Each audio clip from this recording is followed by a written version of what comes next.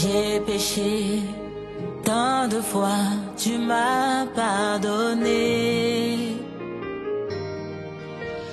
Tant de fois, je suis tombé.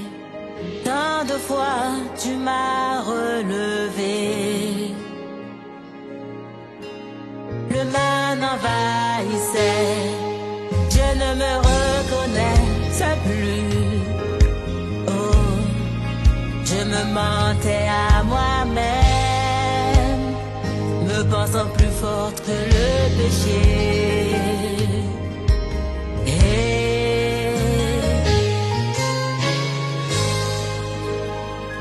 Pardon, pardon. Nous te laissons la place et t'invitons, mon Dieu, à t'installer à nos côtés, mon Dieu. Nous t'accordons la place, Père éternel, que nous n'accordons à personne d'autre. Nous t'accordons la place que nous n'accordons pas à un homme ou à une créature. Nous accordons la place du roi, mon Dieu.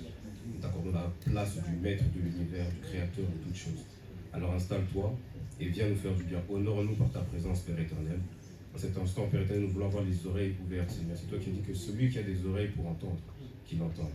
Mon Dieu, mon roi, que ce ne soit pas les oreilles physiques qui écoutent seulement, mais que ce soit également les oreilles de l'esprit.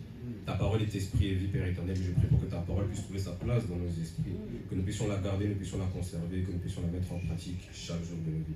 Mon Dieu, mon roi, toute opposition, toute résistance, tout trouble, mon Dieu, mon roi, qui cherchera à s'avancer au milieu de nous, nous le condamnons, nous le balayons, nous le refusons, nous le mettons dehors par le nom puissant de Jésus-Christ. Mon Dieu, mon roi, aucune autre entité, aucune autre autorité, Père éternel, ne pourra s'avancer ici, Seigneur Dieu de gloire, parce que la seule autorité que nous reconnaissons, c'est l'autorité de Jésus-Christ. Nous te rendons gloire et honneur et nous te bénissons. Merci pour ta présence et pour ta fidélité. Au nom de Jésus-Christ, nous avons prié. Amen. Amen.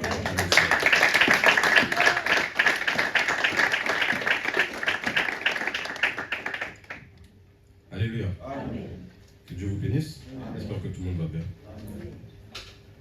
Dans la paix de son Seigneur. Nous n'allons pas perdre plus de temps, nous allons entrer dans notre message du jour. Et le message du jour, je le mets sur la lignée de ce que j'ai dit juste avant la prière. Parce que j'ai dit que nous sommes appelés à garder la parole que nous recevons. Ce n'est pas une parole que nous devons juste écouter, mais c'est une parole que nous devons appliquer. Nous allons prendre le livre d'Exode au chapitre 2, du verset 23 au verset 25. 3 à 25.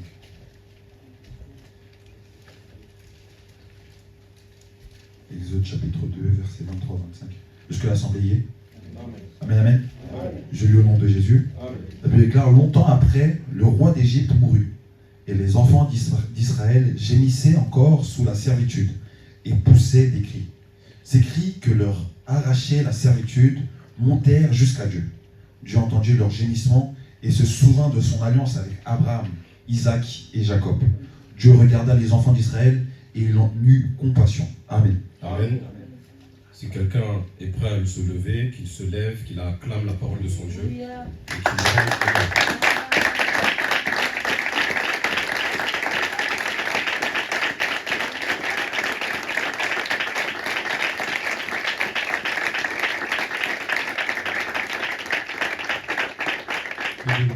prenez place. Amen. Dernièrement, j'avais parlé du culte. Pour ceux qui étaient là, j'avais parlé du culte. Et j'avais commencé un petit peu à définir le culte. Ce que j'avais dit sur le culte, j'avais donné deux définitions. Première définition du culte, de celui qui rend un culte à Dieu. Celui qui rend un culte à Dieu, c'est celui qui honore Dieu, tout simplement. Tu viens honorer Dieu par des chants, tu viens honorer Dieu par des témoignages, tu viens honorer Dieu par des danses, tu viens honorer Dieu par des offrandes, tu viens honorer Dieu par des actions de grâce. Tu viens honorer Dieu. Ça, c'est le culte. Mais la deuxième définition, la Bible me montre que le culte, c'est aussi tout lieu et tout instant où l'homme rencontre Dieu. La Bible me montre que il existe un lieu également et une époque où l'homme rend un culte à Dieu, pourtant il n'y a pas de temple. La Bible me montre qu'il y a un lieu, il y a une époque où l'homme rend un culte à Dieu, il n'y a pas de prière. Il rend un culte à Dieu, il n'y a pas de sacrifice, il n'y a pas d'offrande, il n'y a pas de chant, mais il rend quand même un culte à Dieu. Amen. Ça, c'était à l'époque du jardin. Tout ce qui est des offrandes, des sacrifices, de la prière, etc., ces choses-là sont arrivées après le péché. Après que l'homme ait été séparé de Dieu, il a utilisé ces choses-là justement pour se rapprocher de Dieu. Mais avant ces choses-là, l'homme était déjà un culte à Dieu. Cela signifie quoi? Cela signifie que le péché dans la vie d'un homme détruit le culte. Le péché dans la vie d'un homme annule, diminue ton adoration. Mais de la même façon, si le péché détruit le culte, sache que l'obéissance, ce sera la base de ton culte. Sache que l'obéissance, ce sera la base de ton adoration. Sache que l'obéissance, ce sera la base de tout le reste. Ce sera la base de ta prière, ce sera la base de ton offrande, ce sera la base de ton sacrifice. C'est pourquoi dans la Bible, on voit un homme qui veut offrir des sacrifices à Dieu, mais en état de désobéissance. Saoul veut offrir des sacrifices à Dieu, mais il est dans la désobéissance. Samuel lui a dit, garde tes sacrifices parce qu'ils ne servent à rien tant qu'il n'y a pas l'obéissance qui s'occupe de cela. L'obéissance vaut mieux que le sacrifice. Amen. Donc, l'obéissance, c'est la base de toute chose. C'est même la base de ta prière. C'est la base de ta prière. Dieu va regarder d'abord ton obéissance avant de regarder ta prière. Si je dois prendre la prière rapidement, la prière, si on doit prendre une définition simple, basique, pour que même un non-croyant puisse comprendre, la prière, c'est juste la communication d'un homme avec Dieu. C'est bon. Amen. Remarquez quelque chose. Lorsque deux personnes communiquent très bien, regardez ce qui se passe. Deux personnes qui communiquent très bien, elles vont commencer à développer des codes, des secrets, des histoires personnelles. Ils ont certaines choses que si vous rentrez dans la conversation, vous n'allez rien comprendre. Ils ont des manières de parler que si vous rentrez dans la conversation, vous allez être perdu. Ils ont des choses sur lesquelles ils rigolent, vous ne savez pas de quoi il s'agit. Pourquoi? Parce que la communication est devenue tellement forte, ils ont développé cette communion, cette complicité. Poussez encore la communion, poussez encore la complicité un peu plus loin. Vous allez voir que ces personnes-là, elles peuvent communiquer sans même ouvrir la bouche. Amen. Ils vont communiquer par un regard, ils vont se regarder, ils vont rire, il va faire des gestes, il va faire je ne sais pas quoi, des grimaces et autres, mais ils vont se comprendre. Amen. Il va utiliser tous les membres de son corps, sauf sa bouche, mais ils vont réussir à se comprendre. Nous avons lu Exode ici. Il y a un peuple d'Israël qui est en esclavage pendant 400 ans, qui est en train de gémir, qui est en train de pleurer, qui est en train de prier à l'Éternel, mais il y a l'alliance de quelqu'un qui parle encore plus fort que les gémissements des enfants d'Israël. Les enfants d'Israël ont crié. Les enfants d'Israël ont parlé. Les enfants d'Israël ont commencé à prier vers l'Éternel, mais il y a une alliance quelque part qui parlait plus fort que cette prière. Je bénis Dieu pour la famille éternelle, parce que dans la famille éternelle, si vous avez un souci, vous avez un problème, il y a certains frères, il y a certaines sœurs, il y a certains papas, il y a certaines mamans, quand vous leur donnez le sujet de prière, la chose commence à bouger. Vous pouvez vous agiter comme vous voulez, prier, vous pouvez jeûner, vous pouvez monter, vous pouvez descendre, vous pouvez faire des efforts, il n'y a rien qui bouge. Mais dès que vous donnez le sujet de prière à la personne, les choses commencent à s'agiter. Amen. Parce que vous allez vous rendre compte qu'au bout d'un moment, la vie avec Dieu, la vie de prière, ça ne se base pas seulement sur la quantité des paroles que vous prononcez, mais sur la qualité de la relation que vous entretenez avec ce Dieu-là. Amen. Les enfants d'Israël ont prié, ils ont crié, ils ont pleuré pendant 400 ans. Mais Dieu ne connaissait pas les enfants d'Israël. Les enfants d'Israël ne connaissaient pas Dieu non plus. Mais Dieu connaissait qui? Abraham, Isaac et Jacob. Alléluia. C'est pourquoi, mes frères et sœurs, si demain, vous rencontrez par exemple un président, ou même le président de la République, vous le rencontrez, vous avez une requête à lui présenter. Vous le voyez, vous lui dites, vous lui présentez votre souci, etc. Vous expliquez tout en détail, en long, en large, etc., etc. Le président peut vous dire non. Mais si le conseiller du président, celui qui travaille avec lui chaque jour, celui qui entretient une relation privilégiée et intime avec ce président, lui propose la même requête que vous, il peut prononcer juste 3 mots. Le président dira oui. Amen. Pourquoi? Parce que ce conseiller-là, il entretient une relation avec le président. Il y a une relation intime, il y a une relation entre eux deux. Mon frère, ma soeur, il y a une relation à avoir avec Dieu. Amen. Il y a une relation à avoir avec Dieu. Il y a une relation à entretenir avec ce Dieu-là. Et le Seigneur, lorsqu'il nous regarde, imaginez-vous que demain, par exemple, vous-même, vous devenez quelqu'un qui commence à avoir des moyens, vous commencez à monter un petit peu. Vous savez, chez nous aussi, c'est facile. On commence à avoir un peu de moyens, on commence à découvrir des amis, on commence à découvrir des nouveaux membres de la famille, des nouveaux cousins, etc., etc. La question à se poser dans les moments pareils, c'est est-ce que cette personne-là, elle est venue pour ce que j'ai, ou est-ce qu'elle est venue pour ce que je suis? Est-ce qu'elle m'aime pour ce que j'ai, ou est-ce qu'elle m'aime pour ce que je suis? Mes frères et sœurs, notre Dieu, c'est un Dieu bon, c'est un Dieu grand, C'est un Dieu riche en bonté. Il a beaucoup de choses à nous donner. Mais il se pose la question, est-ce que tu viens pour ce qu'il a à te donner ou pour ce qu'il est? La qualité de ta relation avec Dieu ne se trouve pas dans ce que Dieu te donne ou dans ce que Dieu ne te donne pas. La qualité de ta relation ne se trouve pas dans ce que Dieu t'accorde ou dans ce que Dieu ne t'accorde pas. La qualité de ta relation se base sur ce que Dieu est. Amen. Qu'il te donne pas, il restera Dieu. Qu'il t'accorde, qu'il ne t'accorde pas, il restera Dieu. Et il y a une formule très simple. Le Seigneur a donné une formule très simple pour savoir si nous l'aimons ou pas. Il a dit, si vous m'aimez, gardez mes commandements. L'amour de Dieu, l'amour envers Dieu consiste à garder ses commandements. C'est pourquoi dans le jardin, l'homme était un culte à Dieu. Il n'y avait pas d'adoration, il n'y avait pas de chant, il n'y avait pas de prière, il n'y avait pas de temple, il n'y avait pas de sacrifice ou d'offrande, il n'y avait rien d'autre que l'adoration et cela suffisait à Dieu. La meilleure chose que tu peux donner, mon frère, à ce Dieu-là, c'est ton obéissance. Alléluia. J'ai parlé de l'alliance. J'ai parlé de l'alliance. L'alliance, c'est juste un engagement. C'est un engagement, c'est deux personnes qui s'engagent l'une envers l'autre. Qui dit, moi, je te donne ci, j'apporte ci, et toi, tu m'apportes ça. Il y a un thème qu'on avait traité avec la jeunesse il y a peut-être 4 ans comme ça. Maman Alice nous avait donné le thème l'engagement de l'homme envers Dieu. On a développé, on a parlé. Et la conclusion à laquelle on est arrivé tous ensemble, c'est que l'homme ne pourra jamais complètement ou correctement s'engager envers Dieu tant qu'il n'aura pas compris comment Dieu s'est engagé d'abord envers lui. L'homme ne pourra jamais aimer Dieu comme il faut tant qu'il n'aura pas compris combien Dieu l'a aimé. C'est pourquoi la Bible dit quelque part, si nous l'aimons, c'est parce que lui, il nous a aimé le premier. Amen. Alors, si on observe encore la Bible, une des manières dont Dieu s'est manifesté et s'est engagé envers l'homme, c'est en le bénissant et en lui donnant des bonnes choses. Alors, si on regarde Genèse, j'aimerais qu'on prenne Genèse au chapitre 1. Genèse chapitre 1, du verset 26 à 30. Est-ce que nous y sommes? Amen, amen. Je lis au nom de Jésus. Puis Dieu dit, faisons l'homme à notre image, à notre ressemblance, qu'il domine sur les poissons de la mer, sur les oiseaux du ciel, sur le bétail, sur toute la terre et sur tous les reptiles qui rampent sur la terre. Dieu créa l'homme à son image, il le créa à l'image de Dieu. Il créa l'homme et la femme. Dieu les bénit et leur dit, reproduisez-vous, devenez nombreux, remplissez la terre et soumettez-la. Dominez sur les poissons de la mer, sur les oiseaux du ciel et sur tout animal qui se déplace sur la terre. Dieu dit aussi, je vous donne toute herbe à graines sur toute la surface de la terre, ainsi que tout arbre portant des fruits, avec pépins ou noyaux. Ce sera votre nourriture.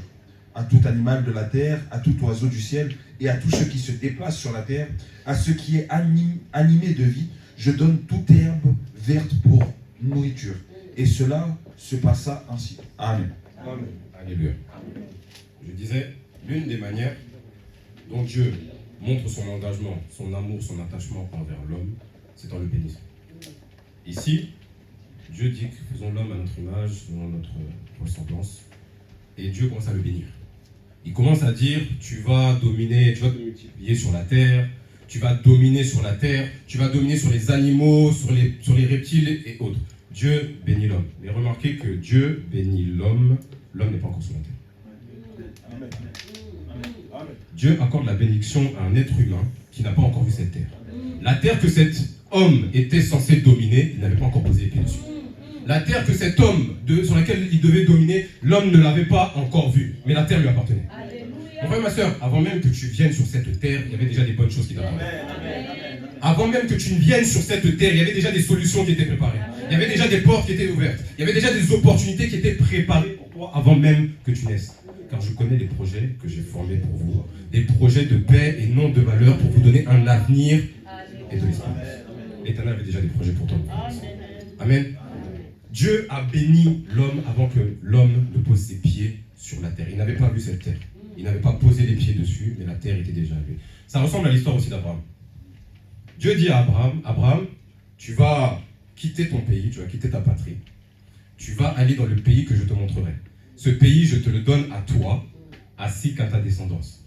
Abraham n'a pas vu ce pays, mais le pays lui appartenait. Abraham n'a pas touché ce pays, mais le pays lui appartenait. Alors, pour que Abraham puisse voir ce pays-là de ses yeux physiques, il devait d'abord utiliser les yeux de la foi. Amen. L'assurance des choses qu'on espère, la démonstration des choses qu'on ne voit pas. Il devait utiliser les yeux de la foi. En d'autres termes, là où le monde te demande peut-être de le voir pour le croire, ce jour-là, Dieu demandait à Abraham de le croire pour le voir. Amen. Alléluia.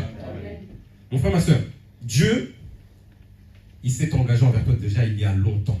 Avant même que tu ne sois, il s'était déjà engagé envers toi. Il t'avait déjà aimé, il t'avait déjà béni. Dieu s'engage à te bénir, Dieu s'engage à te prendre en charge, Dieu s'engage à te faire du bien, à te protéger, à te donner tout ce dont tu as besoin, mais il te demande une seule chose, c'est ton obéissance. Amen.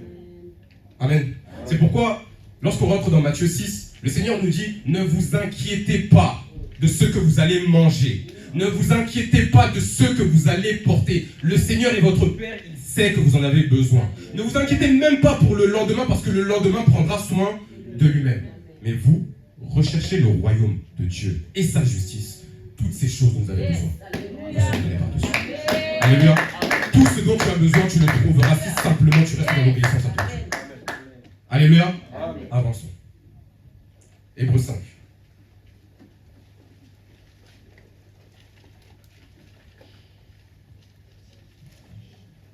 Est-ce que je parle à quelqu'un? Amen. Hébreux 5, verset 11 à verset 13.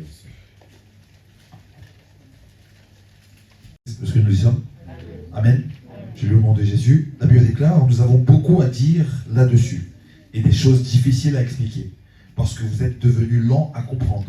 Vous, en effet, qui depuis longtemps devriez être des maîtres, vous avez encore besoin qu'on vous enseigne les premiers rudiments des oracles de Dieu.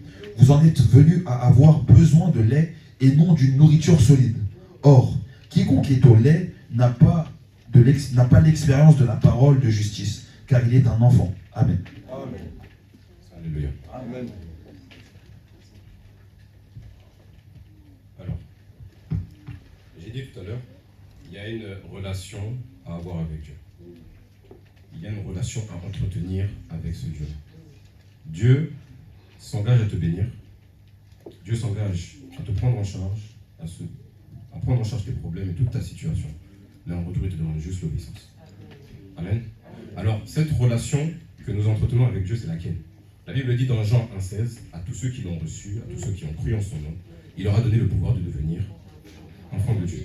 La relation que nous entretenons avec Dieu, c'est la relation d'un père et d'un fils, ou d'un père et puis d'une fille. Amen. Alors, Dieu, c'est pour ça que Dieu, en fait, a voulu que la bénédiction soit d'abord expérimentée dans le cadre familial. Il dit dans sa parole, lorsqu'on rentre dans le livre d'Éphésiens, il dit « Honore ton père et ta mère », parce que c'est le premier commandement auquel s'attache une bénédiction, ou une promesse. Il parle aussi aux parents, il leur dit « Parents, enseigne ton enfant selon la voie qu'il doit suivre, quand il sera vieux, il ne s'en détournera pas. » Donc, il y a une bénédiction qui existe. Lorsque nous honorons nos parents dans la chair, dites-vous bien qu'il existe aussi une bénédiction lorsque nous honorons notre Dieu, notre Père qui est en esprit. Amen. Amen. Amen. Alors, comme je parle de fils, la Bible parle d'une histoire. La Bible raconte une histoire, elle dit, un homme avait 2 fils. Il dit au premier fils, s'il te plaît, j'ai besoin que tu ailles faire un travail dans la ville. Le premier fils lui dit, papa, j'irai pas. La Bible dit plus tard, il a éprouvé des regrets dans son cœur et il est parti faire la chose que son père lui avait demandé. Le père demande à son deuxième fils, il dit, mon fils, j'ai besoin que tu ailles faire quelque chose dans ma ville, s'il te plaît. Le fils lui dit, oui, papa, je vais y aller. Mais la Bible dit qu'il n'est pas allé. Alors, le Seigneur pose la question, il dit, lequel des 2 fils a accompli la volonté du Père? Est-ce que c'est celui qui a dit, je n'irai pas, mais qui est finalement allé? Ou est-ce que c'est celui qui a dit, j'irai avec la bouche, mais qui dans les actes n'est pas allé? La Bible dit que celui qui a fait la volonté du Père, c'est celui qui a éprouvé le regret dans son cœur et qui est quand même allé. Amen. Ça, c'est quelque chose qu'on nous parle beaucoup par rapport à la repentance, etc., etc. Mais si on s'attarde juste 2 secondes sur le deuxième fils. Le deuxième fils, c'est celui qui a connu la volonté du Père. Le deuxième fils, c'est celui qui a entendu la parole de son Père. Le deuxième fils, c'est celui qui a dit oui et amen, mais qui n'a pas appliqué la parole. C'est nous. Nous disons amen, amen. Nous acclamons, nous nous levons, nous sommes tous sourires, mais nous n'appliquons pas. Alléluia. C'est pourquoi je disais tout à l'heure, le Seigneur a dit, vous êtes heureux, c'est très bien si vous connaissez toutes ces choses. La connaissance, c'est très bien. Mais l'essentiel, c'est que vous pratiquez. Amen. Alors, Dieu pleurait à une époque. Il disait, mon peuple périt par manque de connaissance. Oui, il y a une partie du peuple de Dieu qui périt par manque de connaissance. Mais il y a une deuxième partie du peuple de Dieu qui, elle périt non pas par manque de connaissance. Elle a la connaissance, mais elle périt par manque d'application. Elle périt par manque de volonté, elle périt par manque de pratique. J'ai une annonce à faire au peuple de Dieu. Vous me connaissez comme pianiste. Je suis devenu guitariste, mais guitariste non pratiquant. C'est-à-dire, je regarde la guitare, j'aime écouter les choses de guitare, j'aime écouter les C-bends, mais je ne sais pas jouer de la guitare. Je suis guitariste non pratiquant. Alléluia. Enfin, ma soeur, si je te dis que je suis guitariste non pratiquant, c'est que je ne suis pas guitariste. Vous croyez que quelqu'un qui dit qu'il est chrétien non pratiquant, il est chrétien? Si je te dis que je suis guitariste non pratiquant, toi et moi, mon frère, on est pareil. Et si je dis que je suis chrétien non pratiquant, moi et les gens de dehors et mes collègues et tous ces gens-là, nous sommes exactement pareils. Alléluia. C'est pourquoi j'entendais un homme de Dieu qui disait, il y a certains enfants de Dieu, ceux qui font le choix, parce que parfois c'est un choix. C'est un choix de rester à un bas niveau. Il dit, les enfants de Dieu qui restent à un bas niveau, sur certains domaines de leur vie, ils sont semblables à des mondains. Parce que comme sur ces aspects-là de leur vie, ils ne sont pas en accord avec Dieu, forcément ils sont en accord avec le monde. Donc sur certains aspects de nos vies, si nous ne nous mettons pas en accord avec Dieu, nous sommes semblables à des mondains. Amen. Amen. Je reviens au passage qu'on a lu. Il y a un thème dont on a parlé encore cette année avec la jeunesse que j'aimerais traiter. On a pris l'exemple d'un être humain, la croissance d'un être humain. Un être humain, il est d'abord un bébé, un nourrisson. Il grandit et devient un enfant. Adolescent, il arrive à l'âge adulte. Tant que cet être humain est un bébé, est un enfant, il ne se nourrira que de lait. Pour deux raisons. Première raison, son système n'est pas adapté pour pouvoir recevoir de la nourriture solide. Deuxième raison, qui est la vraie raison, c'est que le lait, à cet âge-là, c'est tout ce dont le bébé a besoin. Ça va pourvoir à tous ses besoins nutritionnels. Il ne manquera de rien. Mais il arrive un âge où cet enfant grandit, il ne peut plus se contenter de lait. Il est obligé de passer à la nourriture solide. Mon frère, ma soeur, Dieu demande de nous, qui avons commencé en tant que bébés spirituels, que nous arrivions à une stature d'hommes et de femmes matures en Jésus-Christ. Il y a un niveau auquel on ne peut plus rester. Alors, si vous vous dites, si vous entendez bien qu'il y a différents types de nourriture, il y a le lait maternel qui est la nourriture solide, dites-vous bien qu'il y a également deux types de paroles. Il y a un lait de la parole, il y a également une nourriture qui est solide. La parole a un poids. Si la parole a un poids, le Seigneur nous a dit, je l'ai dit tout à l'heure, j'ai encore beaucoup de choses à vous enseigner, à vous dire et à vous donner, mais vous ne pouvez pas encore les porter. Donc la parole a un poids. C'est pourquoi il y a certaines personnes, lorsque nous prêchons, il y a certaines choses que tu peux prendre, il y a certaines choses que tu ne peux pas prendre. Il y a certaines choses que tu comprends, il y a d'autres choses que tu ne comprends pas. Il y a certaines choses que tu appliques, il y a d'autres choses que tu n'appliques pas. Alors, ta capacité à porter certaines charges, à porter certains poids, dépendra de ton régime de chaque jour. Amen, amen, amen, amen. Je ne parle pas de manger, je parle de ta vie en tant qu'enfant de Dieu. Ta capacité à porter les charges que Dieu donne dépendra de ta vie de chaque jour.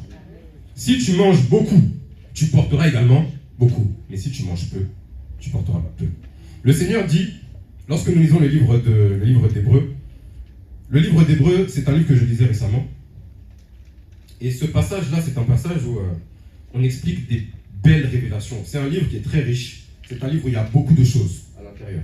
Mais l'auteur du livre des Hébreux, lorsqu'il est en train d'expliquer certaines révélations sur Jésus-Christ, d'un coup il s'arrête net. Je dis, mais pourquoi est-ce qu'il s'arrête net? Il leur dit, j'ai encore des choses à vous dire. J'ai encore des choses à vous expliquer, j'ai encore des choses à vous donner. Mais vous, depuis le temps que vous êtes en Jésus-Christ, vous avez encore besoin qu'on vous donne du lait. Depuis le temps que vous êtes en Jésus-Christ, vous n'êtes pas encore arrivé au niveau où je le demandais. Vous qui deviez être des maîtres, vous qui deviez être des spécialistes, vous qui deviez être matures dans la foi, vous demandez encore à ce qu'on vous donne du lait. Mes frères et sœurs, il y a beaucoup d'entre nous Ça fait longtemps que nous sommes en Jésus-Christ, mais nous ne sommes pas à la place où nous devons être. Nous ne sommes pas au niveau où nous devons être. Nous n'avons pas la croissance, nous n'avons pas l'évolution que nous devons avoir, mes frères et sœurs. C'est pourquoi, dernièrement, je parlais de rappel. Je parlais du rappel. Vous allez voir, dans la chose de Dieu, dans les prédications, il y a beaucoup de rappels. Rappel, je dis le rappel que on ne fait pas un rappel à quelqu'un parce qu'il ne connaît pas la chose. Au contraire, on fait des rappels à la personne parce qu'il connaît la chose, mais qu'il a tendance à oublier cette chose-là. Nous, famille éternelle, nous sommes l'église du Saint-Esprit. Dans famille éternelle, il y a le Saint-Esprit. Et si nous observons qu'il y a certains sujets de prédication qui reviennent, certains sujets de prédication qu'on entend beaucoup, c'est parce que le Saint-Esprit certainement se rend compte qu'il y a aussi des comportements qui reviennent. Et s'il y a certains comportements qui reviennent, dites-vous bien qu'il y a aussi certains cas de prière qui reviennent. Amen. C'est pourquoi il y a des choses, mes frères et mes sœurs. C'est pourquoi je disais, l'obéissance avec la base de ta vie. La base de ta prière, la base de ton culte, la base de toute chose. Parce qu'il y a des situations où ce ne sera pas chasser les démons. Il y a des situations où ce ne sera pas chasser les mauvais esprits. Il y a des situations où ce ne sera pas du jeûne et prière, ce ne sera pas des offrandes, ce ne sera pas aller voir le pasteur ou je ne sais pas quoi. La seule chose qui va changer ta situation, mes frères et mes sœurs, c'est ton obéissance devant Dieu. Avance. Jacques 1.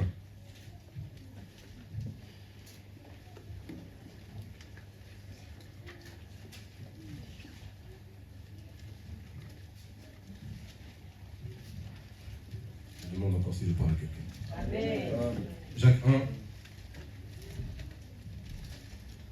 verset 16 à 17, puis verset 22 à verset 25.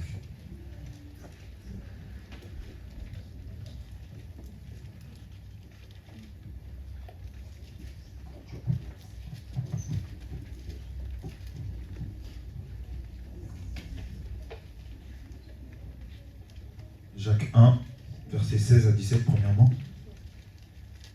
Nous y sommes? Amen, amen. Je lis au nom de Jésus, Jacques chapitre 1. Ne vous y trompez pas, mes frères bien-aimés. Toute grâce excellente et tout don parfait descend d'en haut, du Père des Lumières, chez lequel il n'y a ni changement, ni ombre de variation. Deuxième verset. 22 à 25. 22 à 25. Mettez en pratique la parole et ne vous bornez pas à l'écouter, en vous trompant vous-même par de faux raisonnements. Car si quelqu'un écoute la parole et ne la met pas en pratique, il est semblable à un homme qui regarde dans un miroir son visage naturel et qui, après s'être regardé, s'en va et oublie aussitôt comment il est. Mais celui qui aura plongé les regards dans la loi parfaite, la loi de la liberté, et qui aura persévéré, n'étant pas un auditeur oublieux, mais se mettant à l'œuvre, celui-là sera heureux dans son activité. Amen. Amen. Celui-là sera heureux dans son activité. Est-ce que tu peux juste prendre le verset 25 dans le français courant? Parce qu'il y a un terme que je voudrais qu'on entende. Jacques 1, Jacques 1, 25. verset 25, français courant. En revanche, la personne qui se penche attentivement sur la loi parfaite, celle qui rend libre, il reste attaché. Elle la met en pratique sans se contenter de l'écouter pour l'oublier ensuite. Eh bien, cette personne sera heureuse dans tout ce qu'elle fait. Ah, c'est pas le verset que je cherche. L'autre version que je cherchais, la Bible dit que cette personne-là qui applique la parole et qui ne se contente pas de l'écouter pour l'oublier, cette personne-là sera bénie dans ce qu'elle fait. Le mot que je voulais, c'était la bénédiction. Je répète encore, Dieu s'engage à te bénir en échange juste de ton obéissance. Amen. C'est pourquoi le Seigneur disait à Josué, que ce livre de la loi ne s'éloigne pas de ta bouche. Médite-le jour et nuit pour agir fidèlement à ce qui est écrit. C'est ainsi que tu réussiras dans tout ce que tu feras. C'est alors que tu auras du succès dans ton entreprise. La bénédiction. Il y a une bénédiction à suivre la parole de Dieu. Que personne ne vous mente. Alors, la chose que j'ai écrit, c'est que la bénédiction, c'est juste une conséquence de l'obéissance. Amen. Rien de compliqué. Alors, j'ai parlé de deux termes tout à l'heure. J'ai parlé de l'alliance, j'ai parlé de la relation avec Dieu. L'alliance, j'ai expliqué tout à l'heure, c'est tu viens apporter ta part et moi j'apporte ma part. Le problème de l'alliance, c'est que si l'une des parties ne tient pas son engagement, l'autre partie a le droit de se retirer. Nous, plusieurs fois, nous avons failli à Dieu. Plusieurs fois, nous avons été infidèles à Dieu.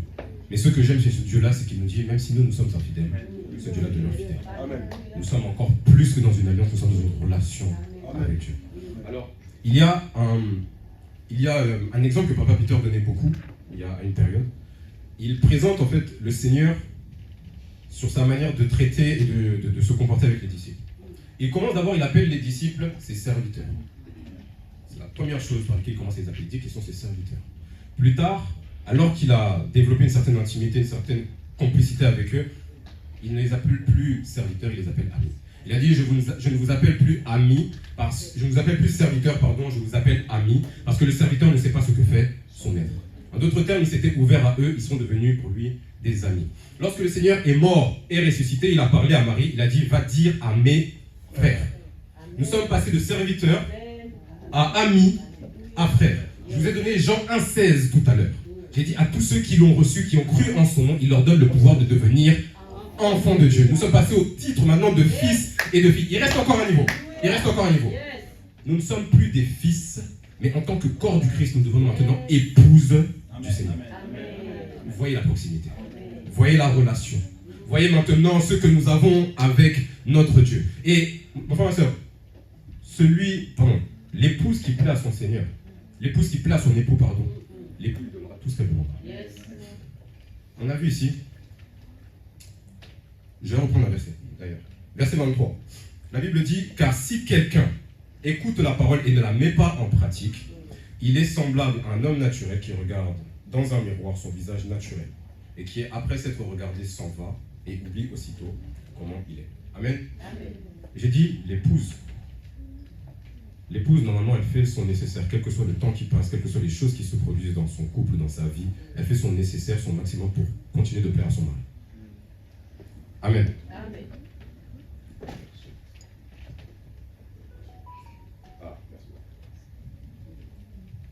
Je vais relire rapidement. Merci, Papa Peter. Verset 25, je disais, en revanche, il y a celui qui examine attentivement la loi parfaite, qui nous procure la liberté et il s'y attache fidèlement. Il ne se contente pas de l'écouter pour l'oublier ensuite, mais il la met en pratique. Eh bien, celui-là sera béni dans tout ce qu'il fait. Amen. Il y a une bénédiction dans tout ce que tu fais si tu obéis à la parole de Dieu. Amen. Alors, je disais tout à l'heure par rapport à l'épouse.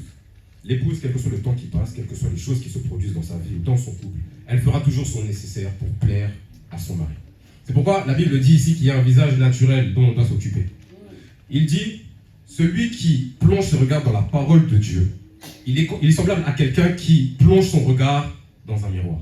Mon frère, ma soeur, de la même façon, il y a une chose que j'avais expliquée dernièrement, je disais que les mêmes capacités que tu as corporellement, ces capacités-là, tu les as également spirituelles. Si tu as la capacité de voir avec ton corps, avec tes yeux, tu peux voir également en esprit. Si tu as la capacité d'entendre avec tes oreilles, tu as également la capacité d'entendre avec ton esprit. Si tu as un visage naturel, dis-toi bien que tu as un visage aussi qui est spirituel. Et si le matin tu te lèves, tu te prépares, tu te laves, tu prends soin de ce visage pour plaire aux gens qui vont voir ton visage, dis-toi bien que tu dois également prendre soin du visage spirituel pour plaire à celui qui voit les visages également spirituels. Alléluia. C'est pourquoi lorsqu'on avance dans Proverbe 31, on parle d'une femme là-bas. On parle d'une épouse. La femme vertueuse. On dit de cette femme-là, on dit la beauté est vaine, la grâce est trompeuse. Mais la femme qui craint l'Éternel, c'est celle-là qui sera louée. Lorsqu'on parle de la grâce qui est trompeuse, dans ce passage-là de Proverbe 31, on parle juste de l'apparence extérieure et de la beauté de la femme. Mais nous, enfants de Dieu, nous connaissons aussi une autre définition de la grâce qui est la faveur imméritée de la part de Dieu. Amen. Puisqu'on parle de bénédiction, j'aimerais parler de bénédiction, employer le mot bénédiction et dire que la grâce, ce n'est pas seulement la faveur imméritée, c'est aussi la bénédiction sans effort.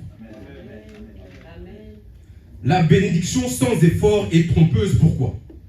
Il y a un dicton dans le monde qui dit on ne connaît la valeur d'une chose que lorsqu'on a perdu. Amen. Il y a un homme de Dieu que j'ai entendu dire, il a dit le problème dans la vie des enfants de Dieu, ce n'est pas la présence de la bénédiction. Non, l'enfant de Dieu ne manque pas de bénédiction. Le seul problème de la bénédiction, c'est sa gestion.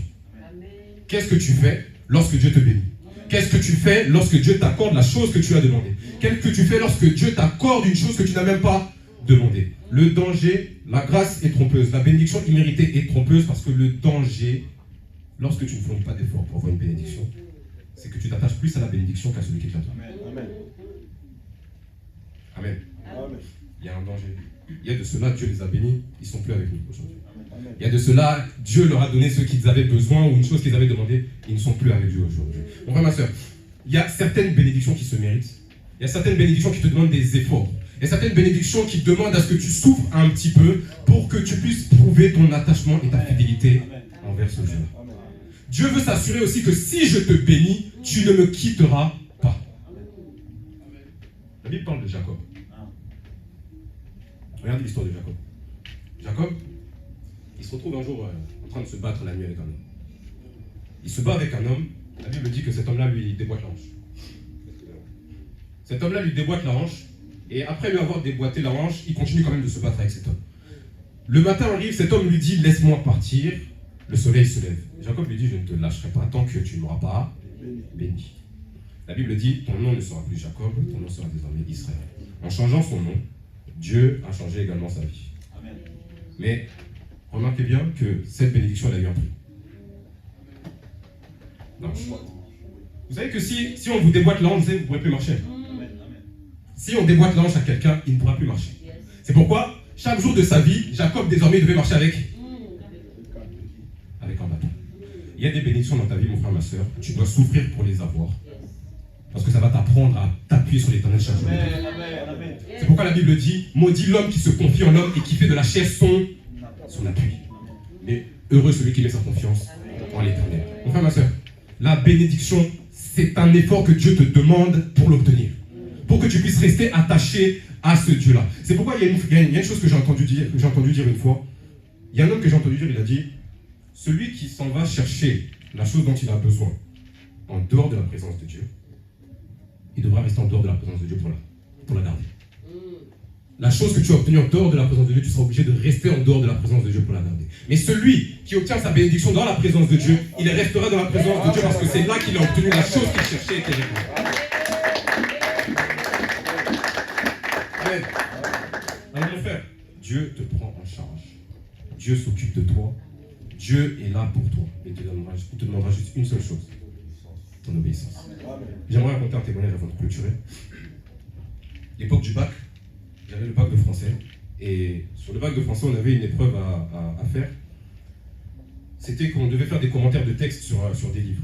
Et cette année-là, on avait beaucoup de livres. On avait peut-être une quinzaine de livres à apprendre et à commenter. Et moi, c'était une méthodologie que je ne maîtrisais pas. Je n'arrivais pas à faire cet exercice-là. Dieu merci, on préparait cet exercice-là en cours. Donc, l'un des livres, certains livres qu'on devait préparer, qu'on devait présenter ce jour-là, on les avait déjà préparés en cours. Je suis rentré à la maison, j'ai commencé à réviser. Il n'y a rien qui rentrait, sauf ce livre en particulier. J'ai dit, tant pis, j'irai comme ça.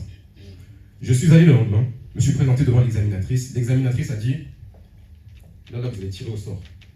Et le papier que vous allez tirer, ce sera le livre que vous allez traiter. Amen. Je suis allé, je n'ai pas réfléchi, j'ai pris le premier papier qui est arrivé, j'ai tiré, c'était le livre que j'avais gardé. Mon frère, ma soeur, tu peux fournir des efforts dans une chose, ça ne veut pas dire que tu vas réussir. Tu peux te donner dans une chose, passer du temps, fournir des efforts, ça ne donnera rien parce que la bénédiction n'est pas avec toi. Mais celui qui n'a pas les moyens, celui qui n'a pas l'intelligence, celui qui n'a pas les ressources, celui qui n'a même pas fourni d'efforts, parce que la bénédiction de l'Éternel est sur lui, il trouvera la réussite. C'est pourquoi la Bible dit, c'est la bénédiction de l'Éternel qui enrichit. Elle ne se fait suivre d'aucun chagrin. Ta bénédiction, tu la trouveras dans l'obéissance. Est-ce qu'il y a quelqu'un qui peut acclamer son Dieu?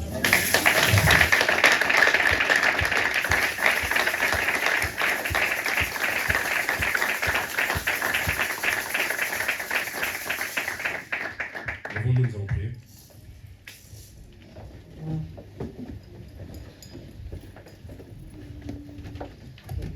J'aimerais juste que tu fasses juste un vœu à l'Éternel. Je t'ai dit, ta bénédiction, il y a des choses que tu recherches, ce ne sera pas la prière. Donc aujourd'hui, on ne va pas prier pour la bénédiction, on va juste prier pour l'obéissance. C'est le thème de l'aujourd'hui. Tu vas prier pour l'obéissance. Tu vas demander, tu vas faire ce vœu-là à l'Éternel. Seigneur, je veux te rester obéissant. Je répète encore ce que j'ai dit tout à l'heure.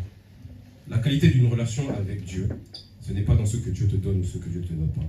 C'est dans ce que Dieu est. Si tu aimes ce Dieu-là, tu garderas ses commandements.